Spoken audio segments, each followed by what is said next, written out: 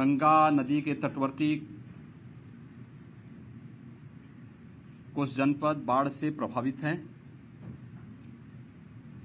24 जनपदों के 600 से अधिक गांवों में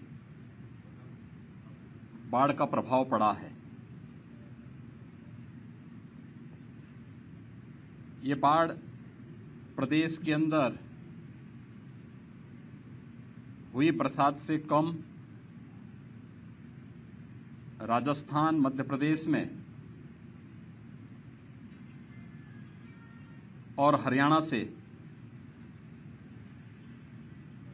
कोटा बांध राजस्थान, माता टीला बुंदेलखंड मध्य प्रदेश और हथनी कुंड बांध हरियाणा से अतिरिक्त जल छोड़ने के कारण यमुना, चंबल, बेतवा नदी में अत्यधिक जल प्रवाह के कारण बाढ़ से लगभग 24 जनपद प्रदेश के अंदर प्रभावित हुए हैं, जिनमें 600 से अधिक गांवों पर इसका असर पड़ा है।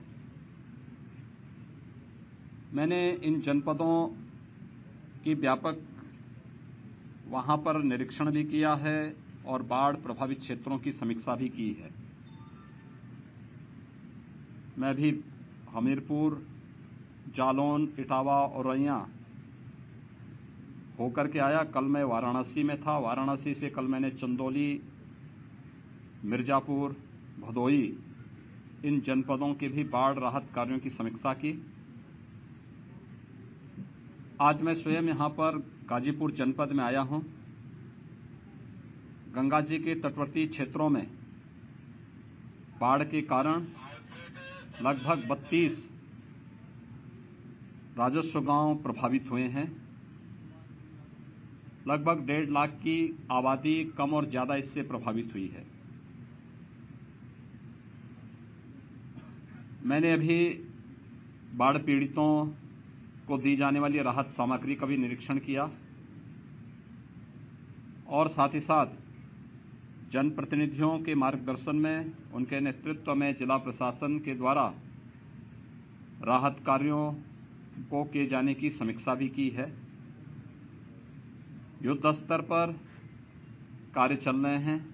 हर प्रभावित गांव में नाव या फिर एसडीआरएफ, एनडीआरएफ या पीएसी की फ्लड यूनिट को लगाने की कार्रवाई पूरी की जा चुकी है। युद्ध स्तर पर राहत कार्य चल रहे हैं।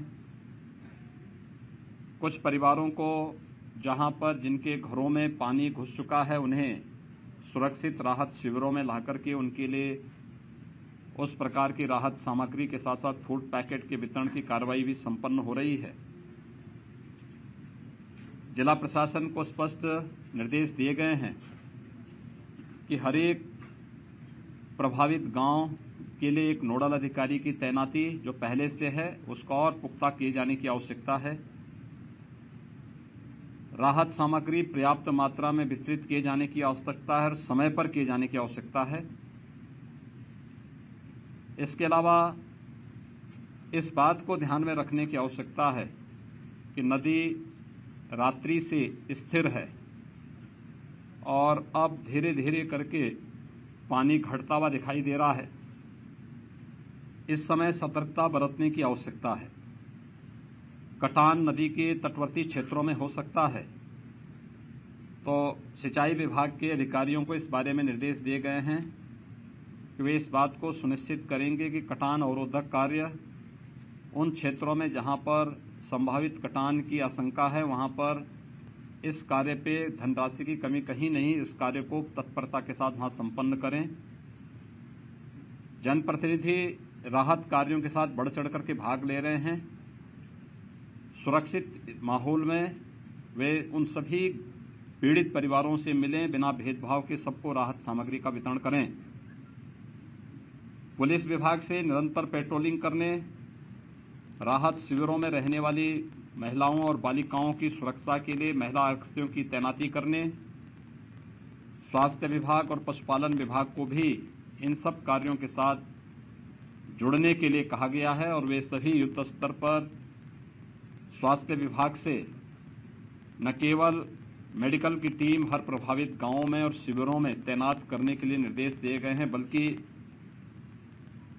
एंटी रेबीज के इंजेक्शन और एंटी स्नेक वेनम यानी सांप बिच्छू के काटने की शिकायतें इस सीजन में ज़्यादा होती हैं, इसको भी हर जगह इसकी उपलब्धता सुनिश्चित कराने के लिए कहा गया है।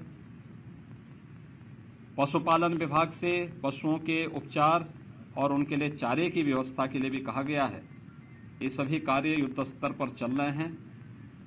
जिन 32 राजस्व गांवों में बाढ़ का प्रभाव देखने को मिला है, उन पर युद्ध स्तर पर लग करके अगले 24 घंटे के अंदर उन सभी पीड़ित परिवारों को राहत उपलब्ध कराने के लिए निर्देश दिए गए हैं। कार्य संतोषजनक ढंग से राहत कार्य चल रहे हैं और मैं विश्वास के साथ कह सकता हूं कि कोरोना महामारी के दौरान जनप्रतिनिधियों ने, प्रशासन ने हेल्थ वर्कर्स और कोरोना वॉरियर्स के साथ मिलकर के जो प्रदर्शन किया है, इस बाढ़ जैसी आपदा का भी सामना इसी तत्परता के साथ सभी लोग मिलकर के करेंगे।